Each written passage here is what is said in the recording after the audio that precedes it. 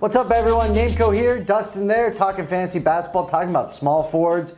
And ooh, the top of the small forwards is pretty nice. But go ahead, Dustin, tell them about something else first. Good names out there, good names. We have our cheat sheet up on the site. Click on the link in the description. It'll take you to our rankings. You can get the cheat sheet. We'll be updating it throughout the preseason when all the injuries are happening and everyone's moving and shaking. We'll be updating. So go ahead, check that out. Subscribe to our channel and give us a thumbs up in this video because I know you're going to love it. All right, Hopefully. Starting with the number one small forward. And we got to still put Kevin Durant there. I understand he moved over to Golden State, a lot of mouths to feed, but Kevin Durant is just sick across the board. And while it's quote-unquote Steph Curry's team, he's gonna get his, and he's just an unstoppable force, and I think he has a monster season.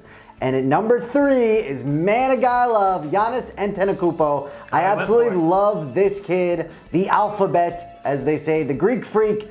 Post All-Star break, 19 points, 7 assists, 8.5 boards, 2 blocks, 1.5 steals. And the thing that I loved about him after the All-Star break, he played some point guard, handled the ball, and I know they got Dellavedova, but Jason Kidd said this guy's going to play some point forward, center, whatever you want to call it. Kid's a freak. I absolutely love him. It's pretty impressive. It's just so fun to watch. Stats. Yeah, I mean, he's going to be a very fun pick. Yeah, end of the first round, he's there. I mean, you can definitely take him. Tier 2. Two guys, you could definitely argue that these guys, especially Leonard, could be very close to being up in Tier 1. A lot of people do have Leonard up there, but the reason we don't is because, especially with Tim Duncan now gone, it might be Kawhi that's getting a couple more of those, pop DNPs. So I feel like he's already starting the season at probably only playing 75 games max. I would rather take a guy that has a chance to play 82. But again, he's going to fill it up when he's out there. And then Paul George, he's been able to stay healthy. He's been playing well, and that's the thing. If he's out on the court, you are going to be happy with his stats. So we put them right there. Stay healthy after he broke his leg. After he broke his leg. But I can just see people be like, Dustin, what do you mean healthy? Well, last year he stayed healthy. Yeah, exactly. 81 games. I know what you mean. I'm just saying. There's a lot of love out there, though. I'm loving our YouTube people. Thank you for the love you've been given. There's a couple people to hate. I just want to make sure. There's a couple. All right, let's go into Tier 3. Going to talk about Jimmy Butler first. With D-Rose gone, it is finally solidified. If you couldn't realize it last year, it is his team. And through the first couple preseason games that I watched, it is very known on the Chicago Bulls who's going to get the ball. And this guy can put the ball in the hoop, but I also love the defensive stats he gives you. Jimmy Butler is, while last season was certainly a breakout, I think he improves on those numbers. And I said this in another video and doesn't hate on it, but people that play on Team USA that win golds, the next year they always do great. He will be one of those guys. And then I also want to talk about Wiggins. The thing about Wiggins that I like, he really did improve his scoring last year. So, he averaged 20 points a game. You have to love that. The thing about buyer beware, we like to add up assists, boards, blocks, and steals. He had basically a total of 7 of those. So that's not, it's great. A little more. Get a little more. Yeah, I mean, he's the guy that you're drafting to score, but I think is actually, if you draft him, you could flip for great trade bait. Because not everybody a lot of people just look at points, which ain't what he's supposed to do. Take a look at a couple guys in Tier 4. Gallinari. I mean, I love him.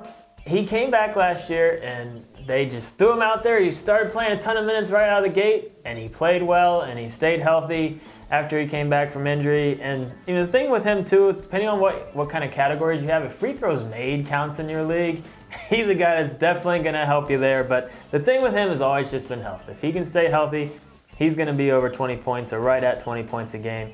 And then Aaron Gordon's a very exciting player. That Orlando lineup is very fun. That's going to be a team that I'm going to enjoy watching this year. And Gordon, I could see him easily being around 15-8, a steal and a block. I think he's got a huge upside this year. They're going to ask him to do a decent amount, and he's got the talent. And he's going to win the dunk contest because I think he got robbed last year.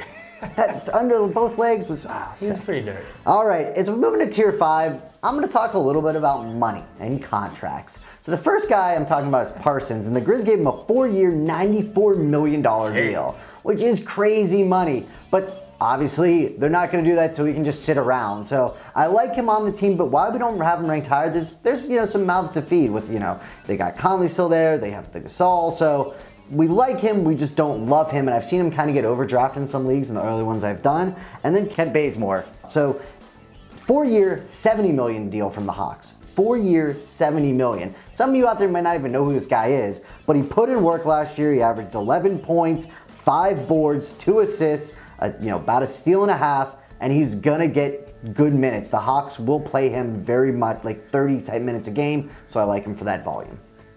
Move down into tier 6. I want to talk about my boy Robert Covington.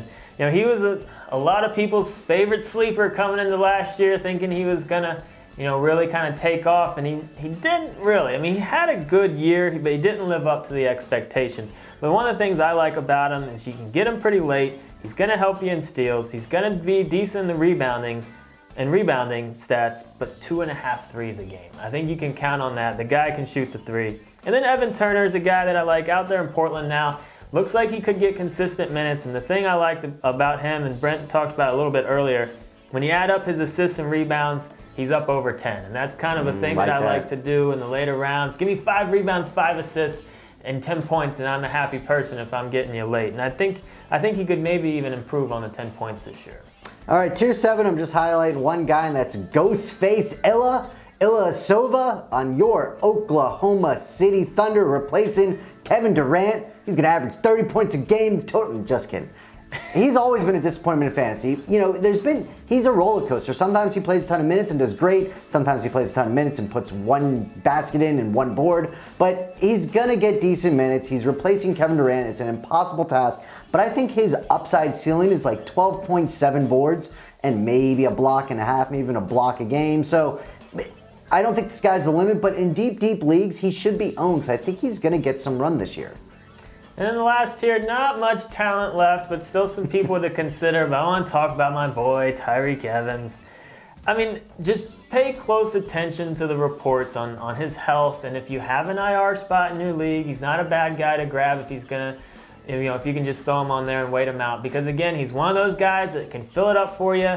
He can get you over, 5 rebounds and 5 assists a game and over a steal a game, over a 3 a game. I mean, if he can stay healthy, he can still do it, but the guy just can't stay on the court.